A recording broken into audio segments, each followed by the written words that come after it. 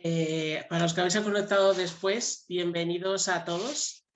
Recordaros que esta es una sesión grabada y os cuento un poco. Paciente en línea es una serie de webinars formativos para pacientes con una enfermedad inflamatoria intestinal, organizados por ACO España y patrocinados por Pfizer.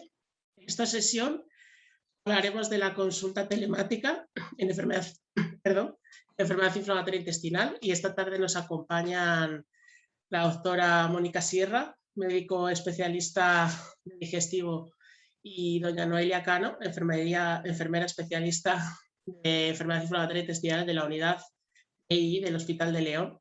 Bienvenidas a las dos y muchísimas gracias por participar en esta webinar. Recordaros que nos podéis dejar las preguntas en el chat y al final de lo que contemos os contestaremos a las preguntas. Así que cuando queráis. Ya estamos en línea. Buenas tardes a todos. Agradecer que estéis conectados y agradecer a ACO España la invitación. Hemos querido estar juntas, que es como trabajamos en el día a día, y también queremos expresar que en este tema tenemos mucho que aprender y no somos expertas. Hay mucha gente con muchos proyectos a nivel nacional muy importantes en este tema y seguro que muchos de los pacientes que están aquí hoy tienen la suerte de poder usarlo en el día a día. Nada, y esperamos que os guste y que, bueno, aprendamos todos, ¿no? Esto es un feedback. Todos podemos aprender. Seguro que sí. Si os parece bien, empezamos. Sí. Y a mí me gustaría empezar haciendo esa pregunta de qué es la telemedicina y de qué forma los pacientes nos podemos preparar para esas consultas de telemedicina. Bueno, vamos a empezar a compartir pantalla. Y vamos a resolver esas dudas.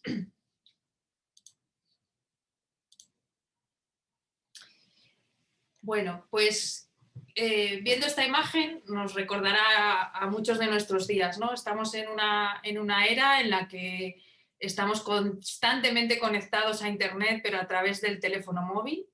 Y en el siglo anterior, pues la forma de enterarse de lo que estaba pasando en el mundo era básicamente por la prensa.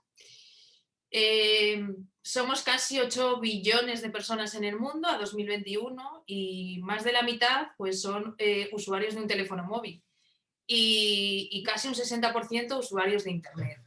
Pero como vemos abajo, pues casi 7 horas de nuestro día, que son 24, lo utilizamos para manejarnos a través de Internet.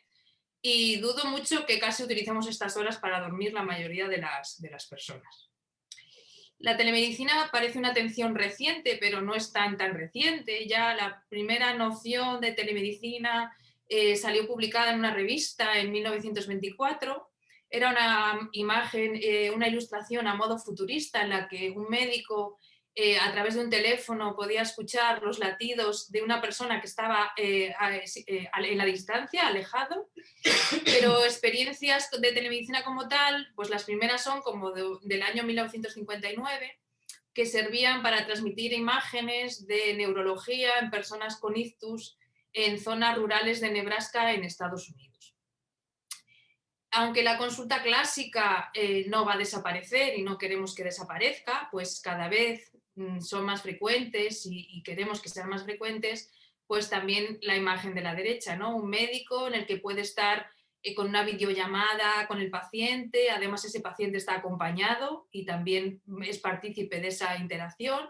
Y además, pues ese paciente podemos tener un registro pues, de un electrocardiograma, de un ecocardiograma o de 1000 parámetros de salud. Vamos a aclarar los conceptos porque a veces se mezclan y se confunden y hay muchas cosas comunes, pero la e-salud o el e-health sería la atención sanitaria a través de Internet y aquí incluye cualquier tipo, o sea, desde consultas online a poder pedir una cita médica por Internet y engloba diferentes productos o servicios, la telemedicina, las apps en salud, los wearables, que luego veremos lo que es, el Big Data como análisis de datos masivo o el Internet de las cosas. Las aplicaciones de salud, las e-health, son aquellas que están relacionadas con la salud y ya venía habiendo un incremento en los últimos años en el desarrollo de estas aplicaciones, en la descarga, pero la pandemia supuso un acelerón y más de la mitad de los españoles pues adquirió al menos un dispositivo tecnológico relacionado para medir parámetros de salud. Y las que más se han usado pues son las que conocéis de aplicación de los diferentes seguridad social de cada comunidad autónoma, o aquellas que son para seguimiento de alguna actividad o de algún parámetro, o bien de actividad física o de salud. Los wearables son aquellos dispositivos digitales o electrónicos que van conectados a una parte del cuerpo y sirven para medir algún parámetro, como por ejemplo el de arriba, el pulsiosímetro para medir la saturación de oxígeno, importantísimo con la pandemia, las pulseras inteligentes que ya conocemos e incluso hasta registros de electrocardiograma. Pero la telemedicina en sí, propiamente dicha, pues es tan sencillo como servicio sanitario y distancia. La Organización Médica de la Salud la define como todas aquellas tecnologías de la información, que son las TIC, que tanto se habla, que se usan en el entorno sanitario. ¿Para qué? Pues para prevenir, para diagnosticar, para tratar, para hacer un seguimiento de una patología. ¿Con qué intención? Con la intención de mejorar la eficacia del sistema sanitario y ahorrar costes. O sea, mejores resultados en salud y ahorrar costes, que es la coste-eficiencia. Y aquí iría un poco relacionado pues muchos términos que se utilizan: la telesalud, el telecuidado, el telediagnóstico, que es el envío o el análisis de imagen a distancia entre diferentes especialistas que no están situados en el mismo espacio físico. Y también tenemos pues esos wearables o aparatitos que se utilizan ya más desde el punto de vista sanitario profesional, y ya tenemos pues un otoscopio para medir, para ver el tímpano a distancia y no tener que estar directamente físicamente. Tenemos ecógrafos que se conectan al teléfono móvil o a la tablet y que hacen un diagnóstico sin tener que estar en un hospital o en un centro sanitario, siendo muy importante en catástrofes o en áreas alejadas. Y el de la derecha, pues para mirar el fondo de ojo también desde la distancia. ¿Y qué ha supuesto la pandemia? Pues la pandemia es una de las mayores o la mayor crisis sanitaria que ha tenido que pasar en el mundo, y este virus con tanta contagiosidad y tan grave, en el que se iban llenando hospitales, se iban llenando plantas, las UCIs, etcétera, supuso que el aislamiento de las personas fuera inicialmente hasta la vacuna la medida más eficaz, y a medida que se vaciaban las ciudades, se llenaban hospitales, se llenaban por desgracia las morgues, y teníamos que estar conectados también de alguna manera. Y esta ha sido nuestra manera, ya no solo en salud, sino de estar conectados y de estar conectados con lo que estaba pasando en el mundo. Esta emergencia sanitaria ha evidenciado la importancia de contar con un sistema sanitario basado en las nuevas tecnologías. Y aquí pues nos hemos dado cuenta de que esto realmente pues no estaba tan desarrollado como nos hubiera gustado. Ha sido un catalizador y se ha conseguido en meses lo que se hubiera tardado años de progreso. Pero ¿qué pasó? 9 de marzo fue nuestro caso, el 14 de marzo fue el estado de alarma, y la realidad fue muy distinta, ¿no? De la noche a la mañana hubo que cerrar hospitales, centros de salud, destinar recursos sanitarios y profesionales para atender a los pacientes COVID, y eran consultas vacías y un teléfono fijo. ¿Quién a día de hoy utiliza un teléfono fijo? Casi no tenemos ni teléfono fijo en casa. Y esto pues se recogió en diferentes estudios y encuestas. Esta es una encuesta de más de 800 profesionales en diferentes países del mundo. En verde vemos cómo antes de la pandemia la mayoría de las consultas en enfermedad inflamatoria intestinal eran presenciales, eran cara a cara, face to face. Durante la pandemia la mayor parte de ellas fueron telefónicas o por vídeo. Y después de la pandemia, la intención es de que también lo telemático debe mantenerse y compaginarse con lo presencial. Hubo muchas diferencias, pero en los países de Europa fue mucho más frecuente el teléfono y la videollamada en Estados Unidos, por diferencias en la regulación legal de toda la asistencia, y también por las diferentes faltas de recursos y desarrollo de lo digital en la salud. Y este otro es un artículo que salió todavía en la pandemia, no existía todavía la vacuna, que es cómo debería ser la telemedicina en la enfermedad inflamatoria intestinal, en un grupo de expertos entre los que se encuentra pues, el doctor Regueiro. Y hablaban un poco de poder diferenciar entre la visita telefónica y la videollamada. La telefónica sería más apta para aquellas personas pues, que tienen falta de acceso a Internet o no se manejan con las nuevas tecnologías. Es rápido, es cercano, porque el teléfono lo venimos usando desde hace muchísimos años para muchas cosas, pero también se necesitan unos mínimos, un espacio tranquilo y una conexión telefónica adecuada. Y una videollamada que permite, pues aparte de lo auditivo, ¿no?, que tiene el teléfono, la videollamada nos permite lo visual. No podemos palpar, pero podemos hacer una exploración física.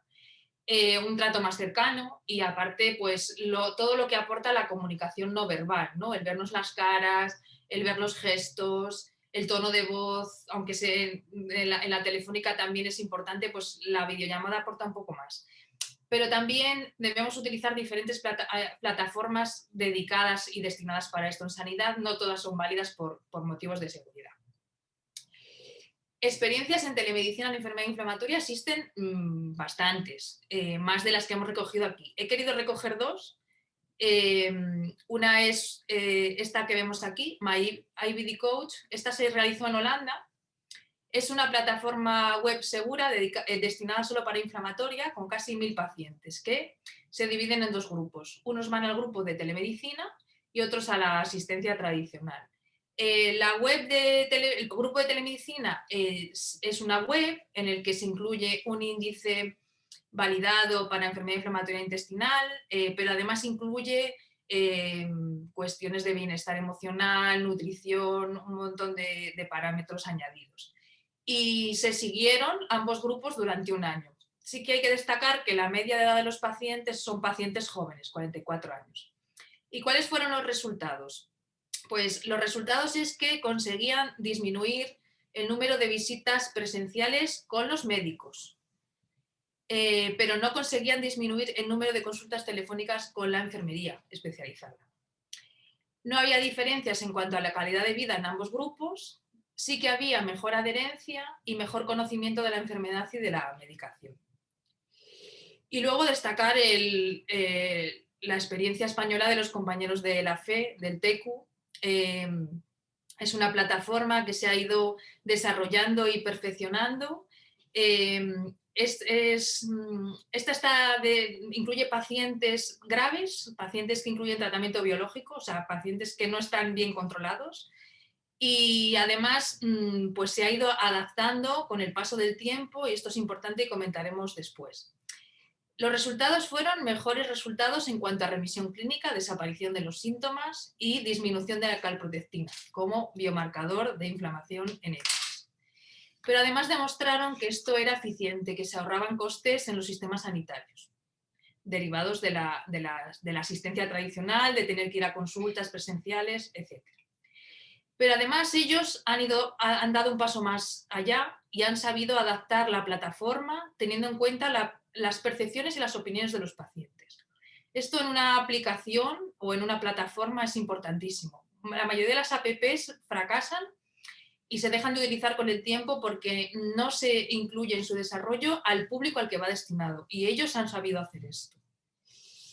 También muchos de vosotros conocéis la calprotectina en domicilio. Esto se llama ahora, está muy de moda, Point of Care, que es pues la medición de este parámetro que recogemos en las consultas en ECES para que lo podáis hacer desde vuestra casa con unos kits y a través de un teléfono móvil. Existen 3 dispositivos comerciales con buena correlación entre ellos y bueno, esto también va más allá porque aparte de decirnos cómo estáis con un índice clínico, pues medimos también de alguna forma la inflamación, pero también la distancia, sin que se tengan que venir a entregar las muestras, desplazamientos, etc. Y ya para acabar mi parte, quiero dar unas nociones generales de cómo está la situación legal de la telemedicina en general en España. No hay una normativa específica sobre la telemedicina. Probablemente esto cambiará, pero a día de hoy no existe una normativa. Y en junio del 2020, en plena pandemia, pues la Comisión Central Deontológica, a través de la Organización Médico Colegial, elaboró y publicó un documento puesto que era necesario dada la necesidad que hubo de implantar y de poder asistir a los pacientes pues, telefónicamente, si es lo único que se podía hacer. Viene a recoger que lo más importante sigue siendo la relación médico-paciente, y esto hay que respetarlo, el derecho a la autonomía y el derecho a la confidencialidad, que es un verdadero acto médico, que esto sustituye o complementa la asistencia tradicional, que muchas veces la creencia de no me vieron, me llamaron por teléfono, sí, pero esto es un acto médico. Lo hagamos mejor o peor, esperemos que mejor, pero es un acto médico. Que se necesita también un tiempo específico en las agendas de trabajo. Esto no puede ser un aquí te pillo, un aquí te mato, sino que necesitamos tiempo, pues porque como es un verdadero acto médico, tenemos que hacerlo en las mejores condiciones. Se requiere al menos el consentimiento verbal del paciente. Se requiere tener acceso a la historia clínica electrónica, o bien, si es una urgencia, dejarlo reflejado después. Y se ha de reflejar en la historia clínica electrónica pues, el tipo de asistencia que se ha prestado. Asistencia presencial, asistencia telefónica, videollamada, etc. Hasta aquí mi parte y voy a dar paso a Noelia, que os va a contar, va a complementar y luego dejamos las preguntas para el final. Bueno, como os ha dicho Mónica, yo creo que ha contestado un poquito esa primera pregunta de qué es la telemedicina, y ahora os voy a hablar un poquito de cómo comunicarnos y preparar la consulta, ¿de acuerdo? Bueno, sobre todo, pues al igual que Mónica, daros las gracias, tanto a Aku como a todos los que estáis a la otra parte de esta pantalla, pues en la tarde de hoy. ¿Y por qué es comunicar importante? Bueno, todos sabemos que para comunicarnos, ¿no? Tiene que haber dos personas, un emisor, un receptor, y como decía Mónica, pues normalmente ha sido el face to face, el cara a cara, pero debido a las circunstancias que hemos vivido, pues el teléfono y el email han conseguido una mayor importancia en nuestro medio.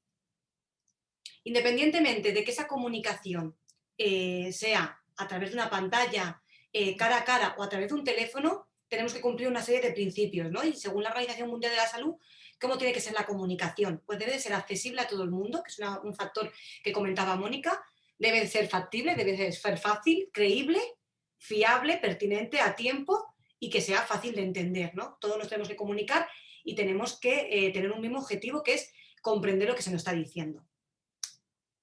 ¿Y cómo es la atención, ¿no? que podemos encontrar en una consulta normal, y en nuestro caso en la consulta de enfermedad inflamatoria intestinal? Pues tenemos una parte de atención presencial, una parte de atención telefónica y una atención vía email. ¿Vale? Y en esos tiempos, bueno, pues es verdad que se ha visto que el teléfono y el mail pues cada vez se utiliza con más frecuencia. Y sobre todo, ¿por qué? ¿Para qué tipo de consultas? Pues sobre todo para la aparición de brotes, control de síntomas, pruebas, dudas sobre nutrición, tratamiento, reacciones adversas y para solicitar algunos informes. Es lo que mayoritariamente nos llamáis o nos escribís vía email. ¿Y con quién nos comunicamos? Bueno, pues tanto con vosotros como con vuestra familia. Y lo más importante es establecer una alianza terapéutica, ¿de acuerdo? Priorizar aspectos importantes, que os explicaré cómo preparar esos aspectos importantes para la consulta, una actuación conjunta y lograr objetivos comunes, ¿de acuerdo? Que terminéis la consulta con las dudas resueltas. ¿Y qué debemos evitar? Yo creo que eso es importante hablar de la comunicación porque debemos evitarnos todos, no solo el personal sanitario, sino todos nosotros, ¿no? Como personas. Los tecnicismos, porque a veces hablamos con palabras muy complejas y no todo el mundo tiene por qué saber esas palabras. Infantilismos, debemos de evitar, ¿no? esa relación que teníamos antigua de paternalismo, de que se hacía lo que decía el médico, sino que ahora tenemos que lograr unos objetivos comunes, tener en cuenta lo que vosotros pensáis, lo que vosotros también, vuestra decisión. Evitar las interrupciones. Independientemente que estemos cara a cara o al teléfono, uno demuestra que hay menos interés, se nota. A veces cuando estamos hablando por teléfono, yo noto si una persona me está haciendo caso o no. Pues lo mismo el cara a cara y tenemos que tener ese respeto. La confrontación, no estamos para comunicarnos, para enfadarnos. Podemos tener pensamientos distintos, pero ¿qué queremos? Ese objetivo común, ¿de acuerdo? Y que estéis en las mejores condiciones. Podemos tener opiniones distintas, por supuesto. Minimizar, no quitar importancia de lo que nos decís. Ya sabemos que cada uno percibe cómo se siente de una manera distinta y eso es totalmente respetable. Y culpabilizar, lo veréis a lo largo de estas diapositivas, nosotros lo que queremos es ayudar a buscar soluciones. Entonces debemos de evitar, ¿por qué no hiciste esto? ¿No? Ese tipo de comentarios. ¿Y por qué os he puesto esta diapositiva? ¿No? Pues como Darwin dijo, el origen de las especies. Y no es más fuerte ni el más inteligente el que sobrevive, sino aquel que se adapta a los cambios. Y a todos nos ha tocado adaptarnos a algún cambio en nuestra vida, vosotros con esta enfermedad, pero también nosotros nos hemos tenido que adaptar, no como decía Mónica, a las circunstancias de manejar una enfermedad, de manejar a nuestros pacientes de una forma crónica y en una situación de pandemia a través de un teléfono y hacerlo de la mejor forma posible. ¿Y qué habilidades, no, tenemos que desarrollar? Yo creo que son 3 fundamentales para la comunicación: la escucha activa, la empatía y la comunicación asertiva. ¿Y qué es la empatía? Bueno, pues es eso que conocemos como ponerse en el lugar del otro, ¿no? Participar en la realidad de otra persona. ¿Y cómo podemos crear eso? Pues creer al paciente como narrador de sus dolencias, ¿de acuerdo? Nosotros no estamos para juzgar, estamos para que nos contéis en la consulta y dedicaros el tiempo que necesitéis. Ser sensible al estado físico y emocional. Intentar comprender los términos que utilizáis. Y algo que ha dicho muy importante Mónica, la comunicación no verbal. A veces, pues claro, eso se pierde por el teléfono, pero sí que intentar leer entre líneas de lo que nos estáis diciendo. A veces que es más importante lo que no se dice. No regañar, lo que decía, es importante pediros siempre que seáis sinceros, pero no por enfadarnos con vosotros, sino porque, por ejemplo, os he puesto un ejemplo, ¿no? Es importante que me digas si toma o no la medicación para poder interpretar la analítica, si está correlacionado lo que nos estás diciendo con lo que nos están dando los resultados, ¿no? ¿Y cómo podemos fomentar esa empatía? Tanto vosotros como nosotros. Pues siempre es muy importante comunicarnos quiénes somos. Nosotros creo que es muy importante cuando os conocemos en esta primera consulta, presentaros a todo el equipo. Independientemente que solo ese día os vea un médico y en mi caso yo como enfermera, pero siempre que sepáis quiénes somos y quién formamos, lo que hacemos y cómo lo hacemos. Llamar a las personas por su nombre, yo creo que eso es fundamental, pero en una consulta y en el día a día. Mostrar cercanía y confianza. Establecer contacto visual, que eso es lo que, claro, la dificultad de hacerlo a través de un correo, de un teléfono, pero bueno, vamos a ver si la telemedicina avanza y lo podemos hacer a través de una pantalla también, a todo aquel que quiera. Prestar atención al lenguaje corporal, repetir lo que el paciente nos dice. A veces lo repetimos no para que nos escuchéis, sino lo repetimos para que entendamos y comprendamos los dos el mensaje y que queden claros los conceptos. Implicar a la familia siempre que vosotros queráis y la colaboración multidisciplinar. Yo creo que cuando veis que un equipo está unido, eso se transmite también en el cuidado. En cuanto a la escucha activa, pues técnicas útiles. Además de presentarse, identificarse, mostrar esa empatía, parafrasear, esos mini resúmenes que os decía para que os deis cuenta que os estamos comprendiendo, reforzar. Qué importante es reforzar las cosas que hacemos bien, que muchas veces somos nuestro peor obstáculo nosotros mismos, siempre nos recordamos las cosas malas y no reforzamos las cosas buenas. El silencio funcional. A veces nos quedamos callados y ese silencio es necesario, porque eso lo que hace es pensar en lo que nos estáis diciendo para dar una respuesta. Y evitar distraernos, interrumpirnos, juzgar, hablar del pasado porque no trae nada bueno. Siempre hay que mirar en el presente y con un objetivo. Ofrecer ayudas prematuras, no porque os demos una respuesta rápida va a ser la mejor, no. Por eso a veces decimos, mira, no te puedo contestar, vamos a ver, porque hay que también pensar lo que vamos a decir, pero en nuestro día a día también con la familia, con las personas que queremos. Evitar las etiquetas. Bueno, me ha tocado esta enfermera que no me cae nada bien. O como ha dicho Patricia, esta señora, la señora Noelia Cano. ¿No? Pues, o por nuestra parte decir, jo, ha venido este paciente que no quiere ponerse este tratamiento y no me hace ni caso. Bueno, pues eso lo debemos de evitar. Ser inespecíficos, ¿no? Irse por los cerros de Úbeda nunca trae nada bueno. Ser breve. Esto ya varía según las personas. Hay personas que no queréis saber mucho de vuestra enfermedad y la consulta pues se resuelve mucho más rápido que otras personas que tenéis otras necesidades. Y el síndrome del experto o del vecino, que esto es muy frecuente a mí me ha pasado esto porque yo lo tengo clarísimo que lo sé o el vecino me ha dicho esto. Bueno, pues eso es muy importante que debemos evitar. A la comunicación asertiva, esa capacidad de expresar lo bueno y lo malo, pero de una manera abierta y sincera.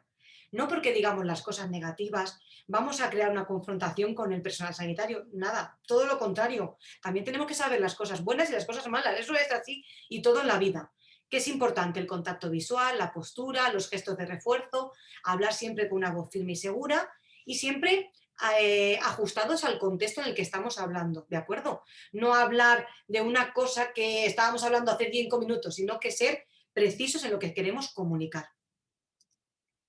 Y esa la asertividad pues es algo difícil, ¿no? Está en el centro de lo que yo quiero y lo que quieren los demás sin que me juzguen y ni siquiera me digan, pues no me parece bien, ¿no? Yo creo que tener la confianza como para decirnos abiertamente las cosas. En resumen, ¿no? Eso es un pequeño resumen de cosas que tenemos que tener en cuenta todos. Que la atención telefónica proporciona una respuesta rápida, es cierto. Cuando lo notaréis cuando llamáis por un pequeño brote, hay veces que debido, sobre todo, nosotros lo hablamos mucho, la dispersión geográfica. Hay gente que tiene el hospital a 5 minutos, pero hay gente que tiene el hospital a 2 horas. Entonces, pues bueno, la atención telefónica es algo que puede resolver una persona que vive en la montaña, que nosotros ahora afortunadamente podemos poner por la receta electrónica la medicación y él en 10 minutos ir a su farmacia y darle una respuesta rápida. Pedir consentimiento, lo que os decía Mónica, es una cosa que nosotros lo estamos haciendo a raíz de la pandemia, pues nos ha tocado adaptarnos, ¿no? Esa adaptación que decía Darwin, y siempre preguntamos, ¿qué prefiere para la próxima consulta? ¿Prefieres que haga consulta telefónica? ¿Prefieres presencial? O mira, si te encuentras mal, ven, le damos siempre la opción al paciente. Prepararse la consulta, como vamos a ver ahora después, tanto nosotros como vosotros. La disponibilidad horaria es importante porque la consulta telefónica trae algo bueno que es evitar pues que tengáis que perder trabajo, que perdáis clases, ¿no? Ese desplazamiento innecesario, pero también tenemos que saber pues cuándo os viene mejor o no, ¿no? Para adaptarnos cuándo llamaros. Un saludo cortés, eso siempre es importante. A todos nos gusta que nos saluden, ¿no? Pues buenos días, tal, con cariño, debemos ser espontáneos, hablando con voz clara y pausada, y claridad en el mensaje y un uso del lenguaje sencillo. Mostrarse abierto a la comunicación, no distraernos, aplicar siempre la escucha activa. Y eso es muy importante durante la conversación, tomar notas rápidas. Tanto vosotros como nosotros. Creo que es importante porque eso resuelve las dudas. Y a aquellos que nos conocéis siempre les decimos llevar un librito o en casa las dudas que os surjan, apuntarlas, que siempre tendremos tiempo para resolverlas. No crear expectativas, sobre todo en tiempos de incertidumbre, y ofrecer siempre una respuesta. Y esto es una frase muy importante, que no necesariamente tiene que ser la solución. Siempre tenemos que daros una respuesta, pero a veces no, a lo mejor todavía nos falta esa información para daros una respuesta con total certeza, pero siempre tenemos que comunicarnos. Solicitar información con preguntas cerradas, veréis por qué os pongo esto ahora después.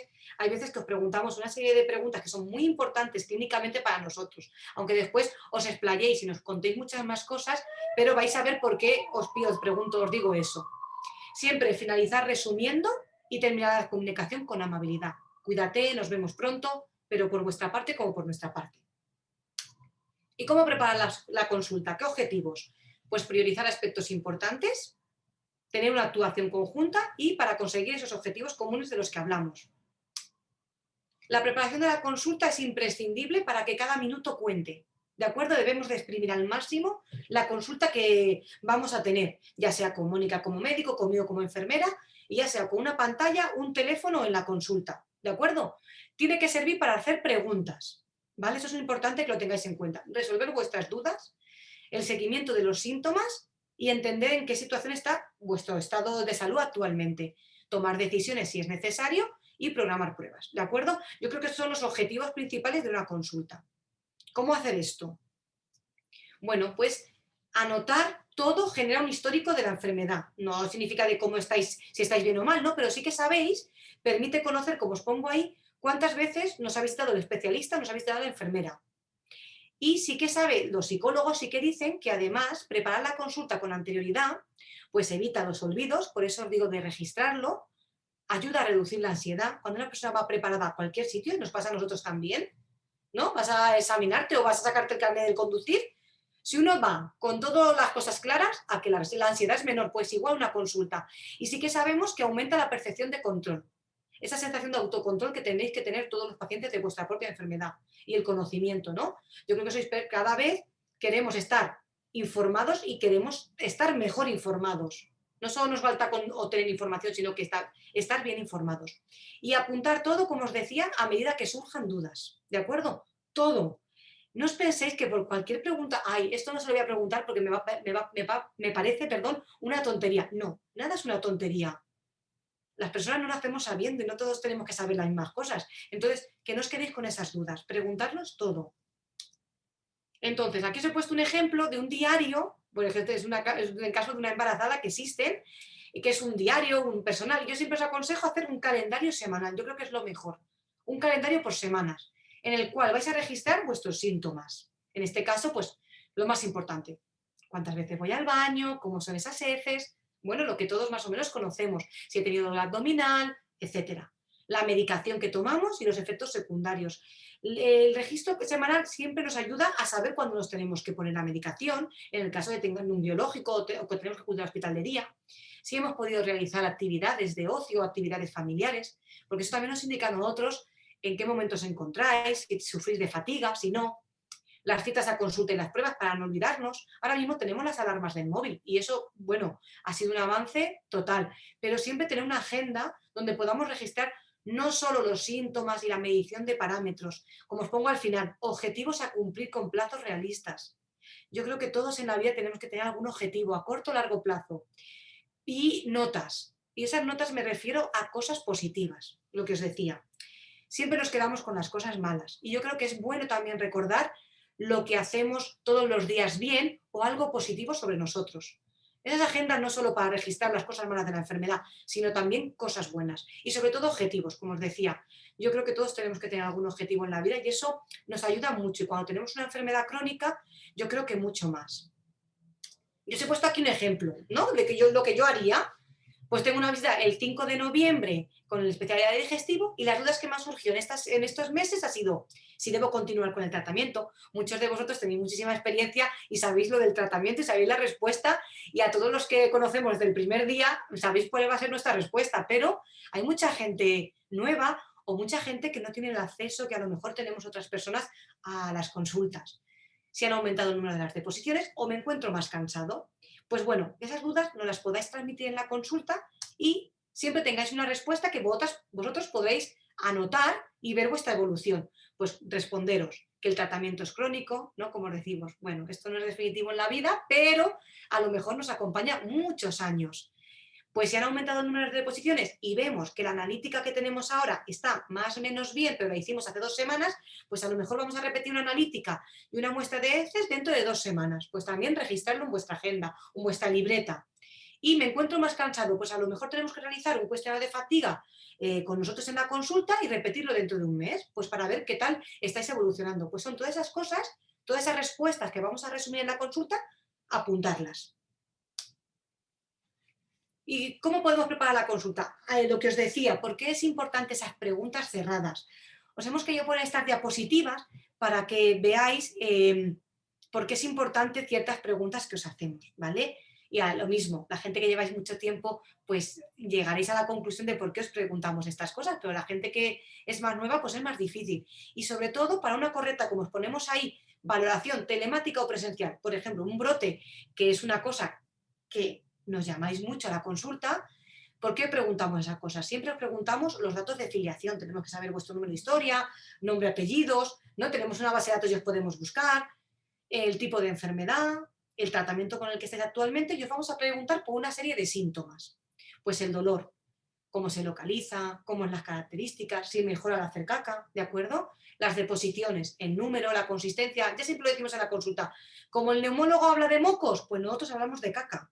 Si son bolitas, si son tipo chorizo, es así, tenemos que hablarlo con claridad y no nos tiene que dar vergüenza porque son cosas que, ¿por qué es tabú esta enfermedad muchas veces? ¿No? Y también lo hablamos, pues es tabú porque nos cuesta hablar de, pues bueno, es que voy al baño 10 veces, ¿no? Cuando empezamos o cuando se nos diagnostica la enfermedad y nos da como mucho apuro decir, ¿no? Y me da vergüenza decir es que me hago caca y no puedo contenerme.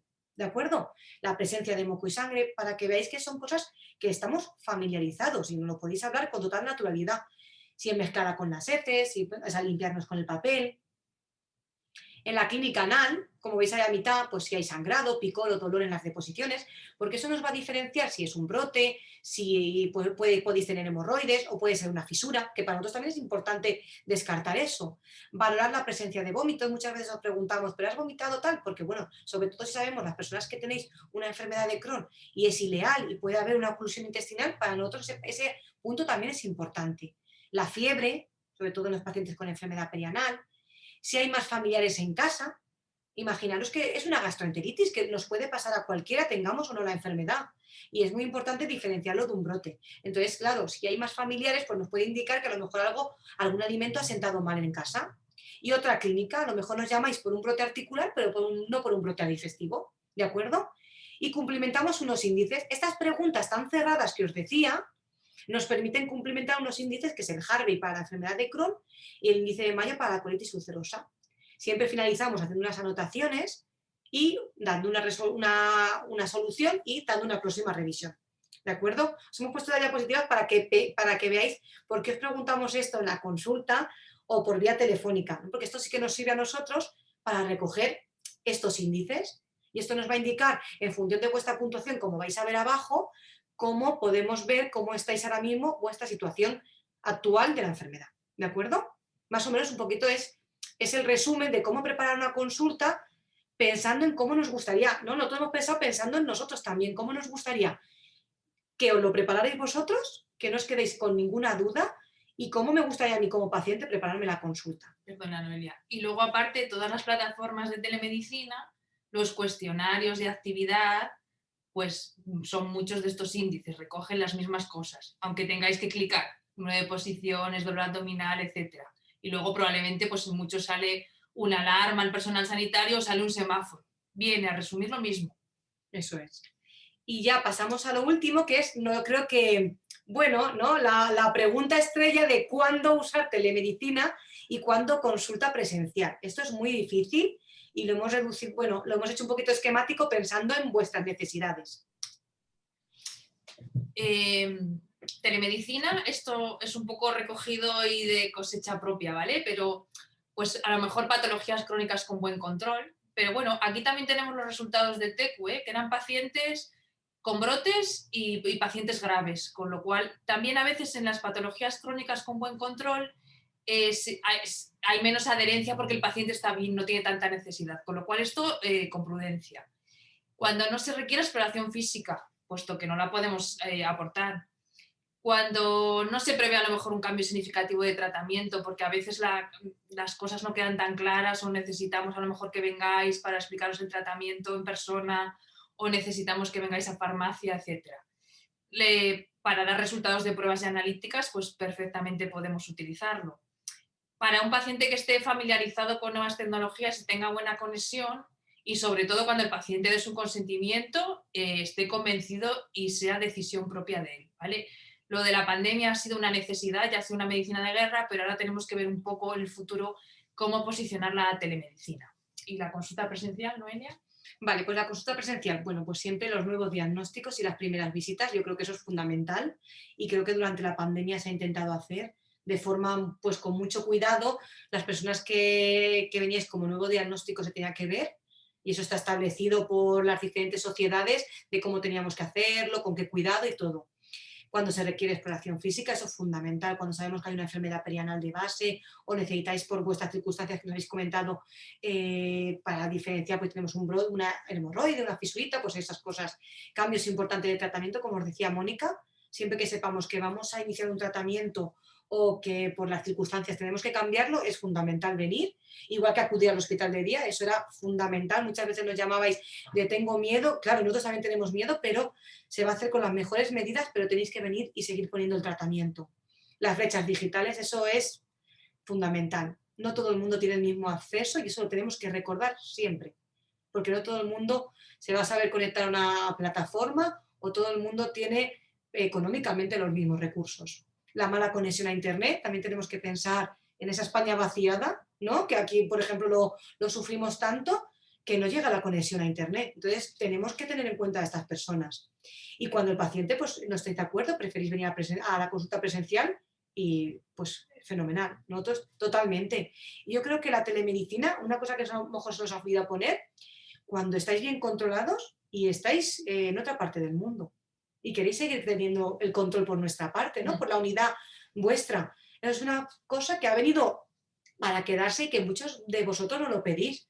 Que estáis en otra parte del mundo, os mandan la medicación a través del avión, ¿no? Con las diferentes compañías y podemos seguir teniendo ese control de vuestra enfermedad y teniendo ese contacto con vosotros gracias a la telemedicina, que de otra forma no sería posible. Que cuando vais a otra comunidad, pues perdemos, ¿no? Ese contacto que a veces pues no nos gustaría, nos hace también ilusión saber cómo estáis.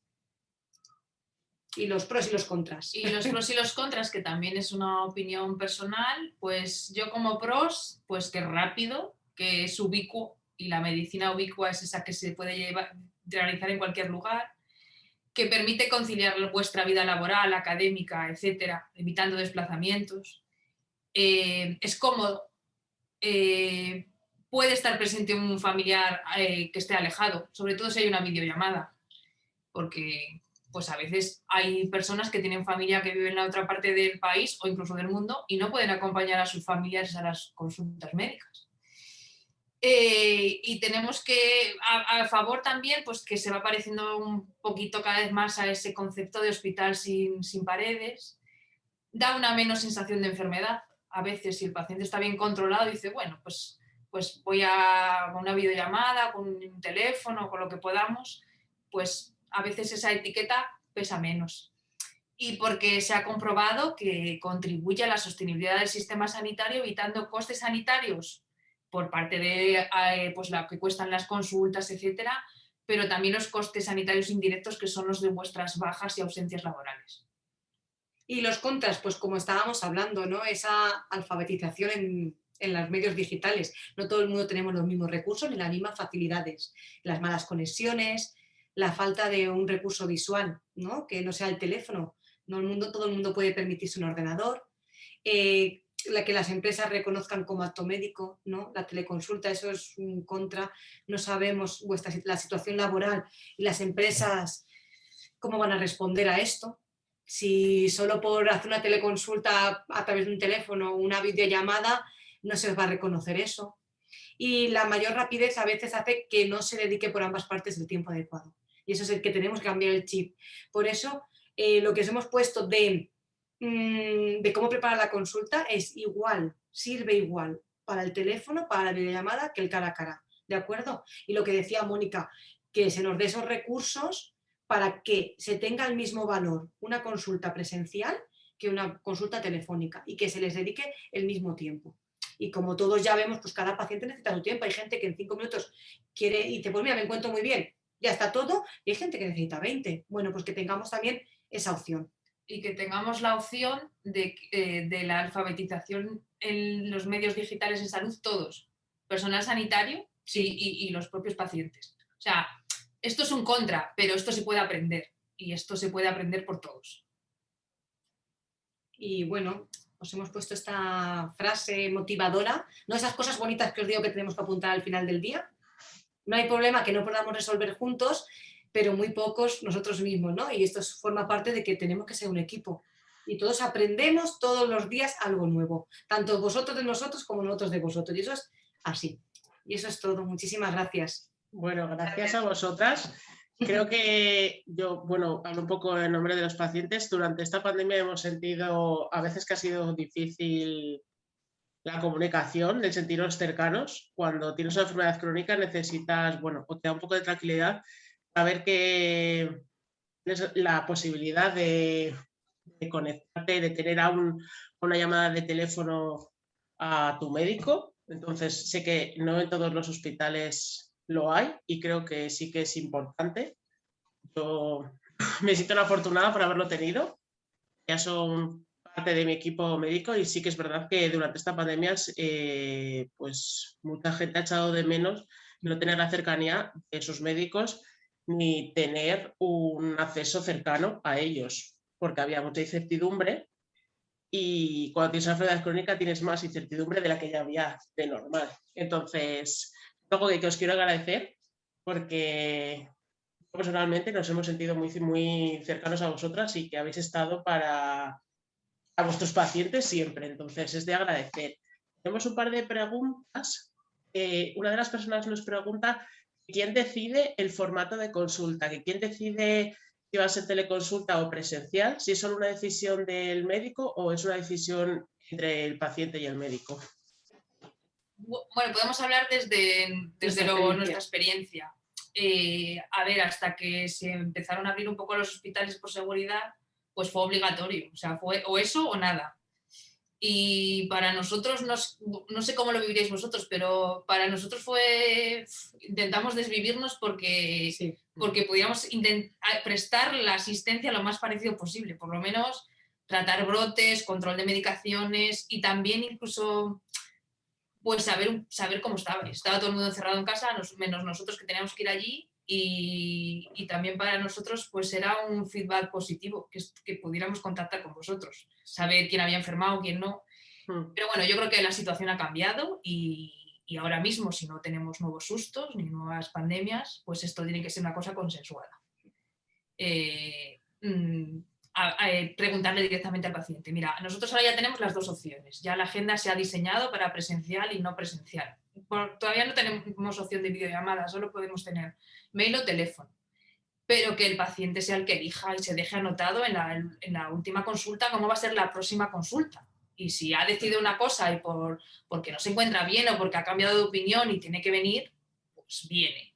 O nos puede avisar el día anterior o no avisar, le damos esa opción. Mira, aunque quieras venir y cambies de opinión, no te preocupes, el tiempo está asignado igual.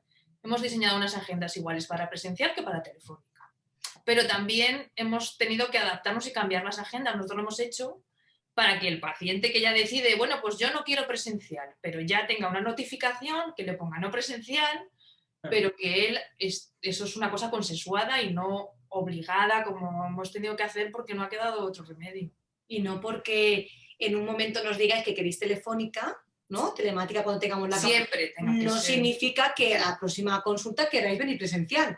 Hay veces que estáis bien controlados y ahora me dicen, pues mira, si voy 2 o 3 veces al año, pues una prefiero telefónica, la del medio, pero prefiero después venir a veros. Pues eso, independientemente que nos digáis como vuestras preferencias, os lo vamos a preguntar cada vez. Nosotros lo hacemos así cada vez que vais a la consulta. ¿Y qué prefieres esta vez? Pues lo hacemos así. Pero ahora es así y esto es como lo hacemos aquí.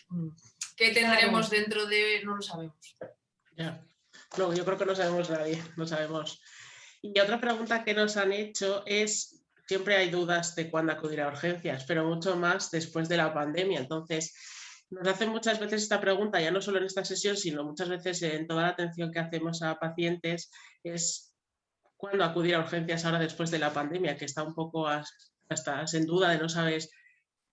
Y claro, entiendo que ese acudir a urgencias es diferente si tienes una comunicación bastante fiable, bastante cercana con tu unidad y tienes la posibilidad de comunicarte con ellas, que si no tienes esa posibilidad. Entiendo que también influya eso. Sí.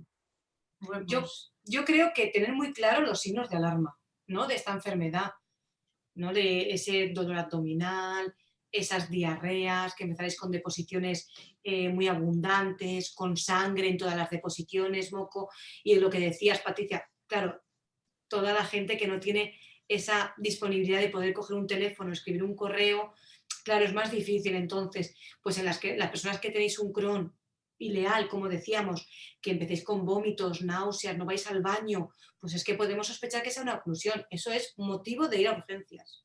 Ir a urgencias en los mismos términos que antes de la pandemia. Totalmente. O sea, la gravedad en la enfermedad inflamatoria intestinal sigue siendo la misma, con pandemia o sin pandemia. Y ahora mismo, pues, la situación es diferente, los hospitales no están colapsados por COVID y hombre, pues ahora, si un paciente tiene que ir a urgencias, tiene que ir a urgencias. Totalmente. Es que además hay urgencias que incluso tampoco se pueden resolver en la unidad. Hay casos muy concretos y eso pues cada unidad os dirá un poco los funcionamientos de cada sitio, pero las cosas urgentes son cosas urgentes y no pueden esperar.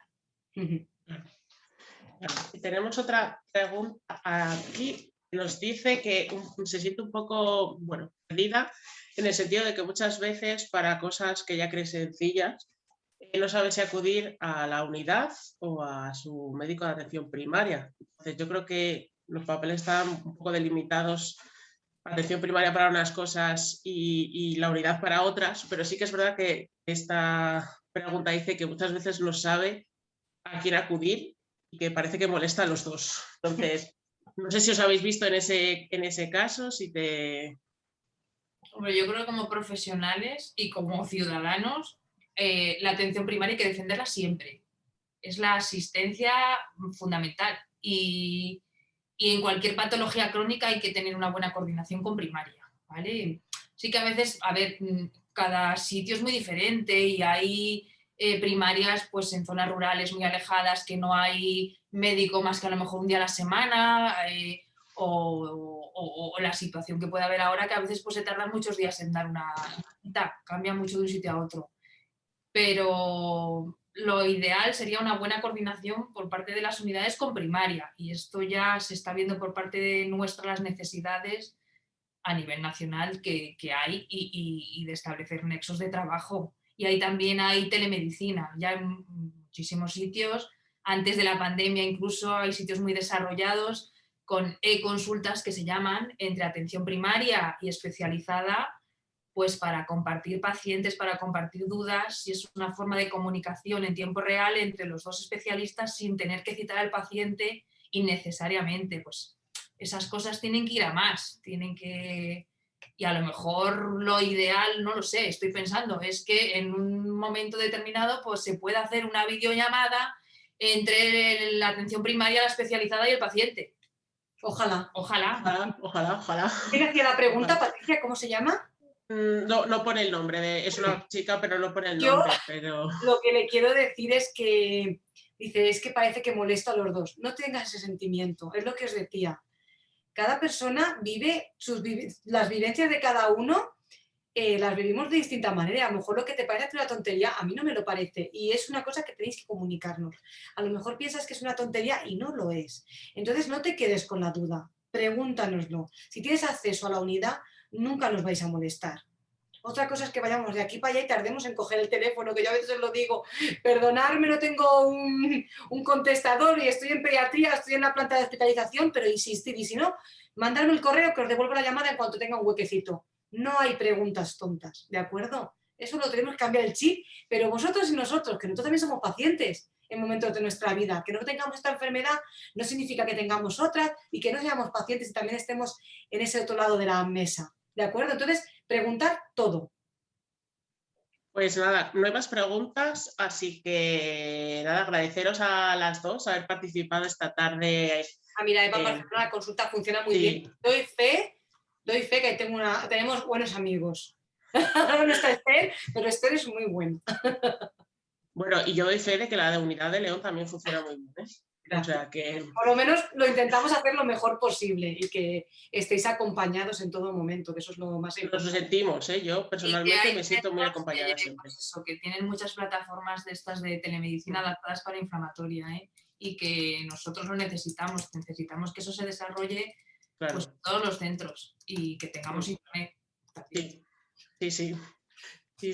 Así que nada, de comentaros que esto estará grabado, se publicará en YouTube, se hará un resumen para la revista Crónica, para todos los socios de ACU España. Y nada, agradeceros una vez más a Mónica y a Noelia por haber hecho esta webinar de la consulta telemática, de querer colaborar con ACU España. Agradecer a Pfizer el poder desarrollar este tipo de webinars, y a todos los que os habéis conectado y daros las gracias por iros esta tarde a esta webinar. Así que ¿ves? En Canarias también están muy contentos. Ya los veo.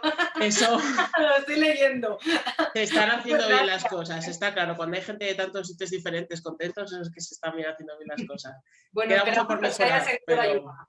Que os haya servido de ayuda es lo más importante. Pues sí. Pues nada, agradeceros y que tenéis a ACU España para todo lo que necesitéis. Y muchas gracias. Muy bien, gracias a vosotros. Gracias. Buenas tardes. Hasta luego. Buenas tardes.